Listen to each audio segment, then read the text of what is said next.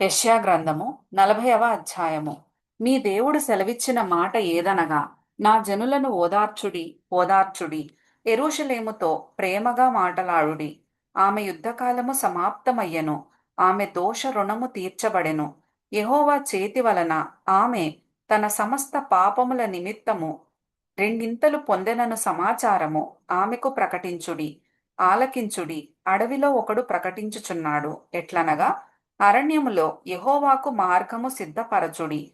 ఎడారిలో మా దేవుని రాజమార్గము సరాళము చేయుడి. ప్రతి లోయను ఎత్తు చేయవలెను. ప్రతి పర్వతమును ప్రతి కొండను అణచవలెను. వంకరవి చక్కగాను కరుకైనవి సమముగాను ఉండవలెను. యెహోవా మహిమ బయలుపరచబడును. ఒకడును తప్పకుండా సర్వశరీరులు దాని చూచెదరు. ఈలాగున జరుగునని యెహోవా సెలవిచ్చి ఉన్నాడు. ఆలకించుడి. ప్రకటించుమని ఒకడు ఆజ్ఞ ఇచ్చుచున్నాడు.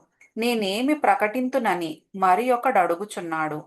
సర్వశరీరులు గడ్డియై ఉన్నారు. వారి అందమంతయు అడవి పువ్వు వలె ఉన్నది. యెహోవా తన శ్వాసము దాని మీద ఊదగా గడ్డి ఎండును, పువ్వు వాడును. నిశ్చయముగా జనులు గడ్డి వంటి వారే.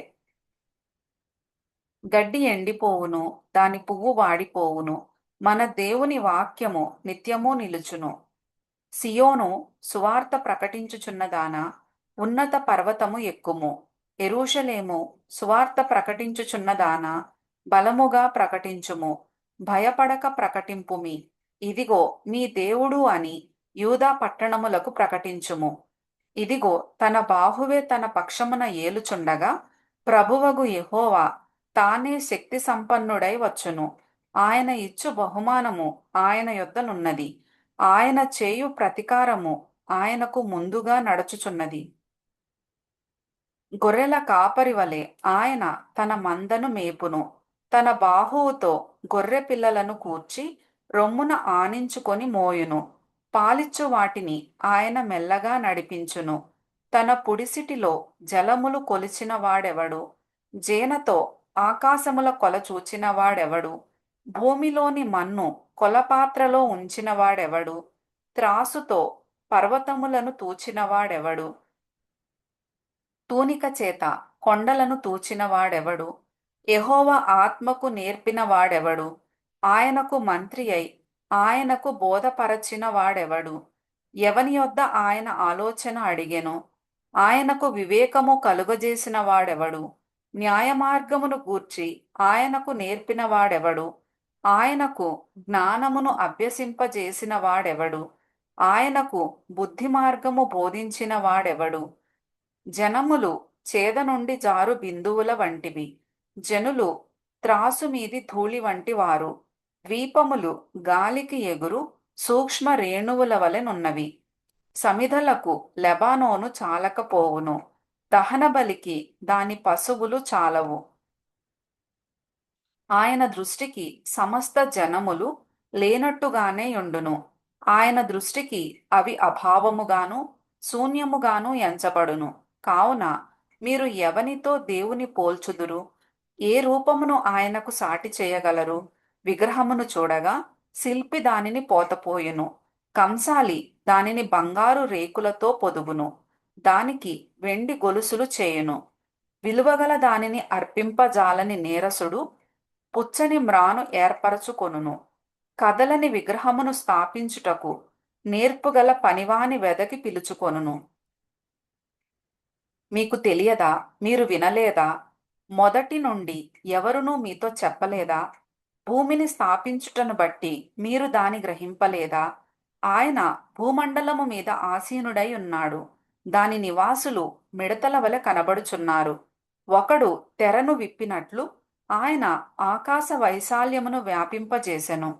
ఒకడు గుడారము వేసినట్లు ఆయన దానిని నివాస స్థలముగా ఏర్పరచెను. రాజులను ఆయన లేకుండా చేయును. భూమి యొక్క న్యాయాధిపతులను మాయా స్వరూపులుగా చేయును. వారు నాటబడగనే విత్తబడగనే వారి మొదలు భూమిలో వేరు తన్నక మునుపే ఆయన వారి మీద ఊదగా వారు వాడిపోవుదురు.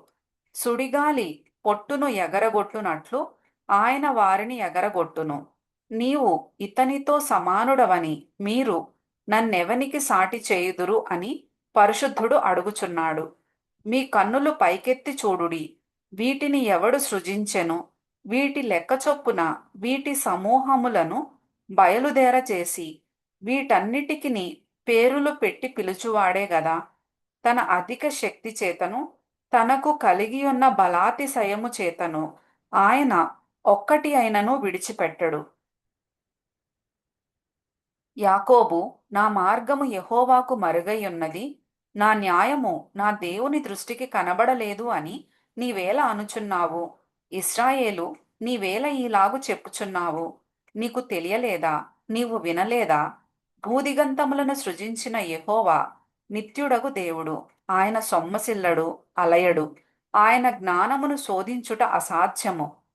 సొమ్మసిల్లిన వారికి బలమిచ్చువాడు ఆయనే. శక్తిహీనులకు బలాభివృద్ధి కలుగజేయువాడు ఆయనే. బాలురు సొమ్మసిల్లుదురు, అలయుదురు, యవ్వనస్తులు తప్పక తొట్రిల్లుదురు. యెహోవా కొరకు ఎదురు చూచువారు నూతన బలము పొందుదురు. వారు పక్షిరాజుల వలె రెక్కలు చాపి పైకి ఎగురుదురు. అలయక పరుగెత్తుదురు, సొమ్మసిల్లక నడిచిపోవుదురు.